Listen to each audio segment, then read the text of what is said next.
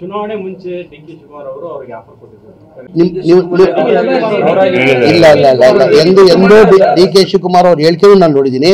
ಡಿ.ಕೆ ಶಿವಕುಮಾರ್ ಎಂದು ನಾನು ಆಹ್ವಾನ ಕೊಟ್ಟಿದ್ದೀನಿ ಅಂತ ಎಂದು ಡಿ.ಕೆ ಶಿವಕುಮಾರ್ ಅವ್ರು ಹೇಳಿಲ್ಲ.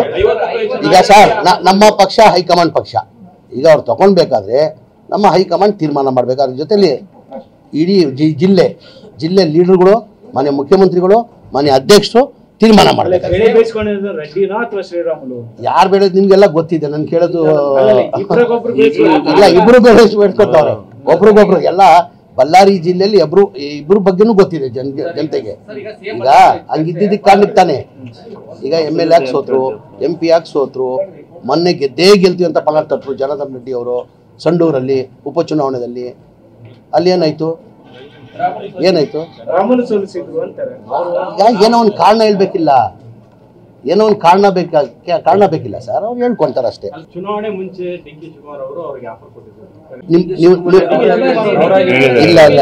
ಎಂದು ಡಿ.ಕೆ ಶಿವಕುಮಾರ್ ಅವ್ರು ಹೇಳಿಕೆಯನ್ನು ನಾನು ನೋಡಿದ್ದೀನಿ. ಡಿ.ಕೆ ಶಿವಕುಮಾರ್ ಎಂದು ನಾನು ಆಹ್ವಾನ ಕೊಟ್ಟಿದ್ದೀನಿ ಅಂತ ಎಂದು ಡಿ.ಕೆ ಶಿವಕುಮಾರ್ ಅವ್ರು ಹೇಳಿಲ್ಲ.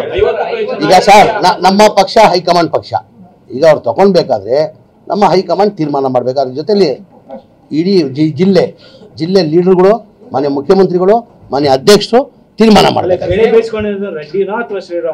ಯಾರು ಬೆಳೆದ್ ನಿಮ್ಗೆಲ್ಲ ಗೊತ್ತಿದೆ. ನನ್ ಕೇಳೋದು ಇಲ್ಲ, ಇಬ್ರು ಬೆಳೆಸ್ಬೇಡ್ಕೊತವ್ರೆ ಒಬ್ರಿಗೊಬ್ರು. ಎಲ್ಲ ಬಳ್ಳಾರಿ ಜಿಲ್ಲೆಯಲ್ಲಿ ಇಬ್ರು ಬಗ್ಗೆನೂ ಗೊತ್ತಿದೆ ಜನತೆಗೆ. ಈಗ ಹಂಗಿದ್ದಿದ್ದಕ್ಕೆ ಕಾರಣಕ್ಕೆ ತಾನೆ ಈಗ MLA ಆಗಿ ಸೋತ್ರು, MP ಆಗಿ ಸೋತ್ರು, ಮೊನ್ನೆ ಗೆಲ್ತೀವಿ ಅಂತ ಪಲಾಟ್ ತಟ್ಟರು ಜನಾರ್ದನ್ ರೆಡ್ಡಿ ಅವರು ಸಂಡೂರಲ್ಲಿ ಉಪಚುನಾವಣೆಯಲ್ಲಿ. ಅಲ್ಲಿ ಏನಾಯ್ತು?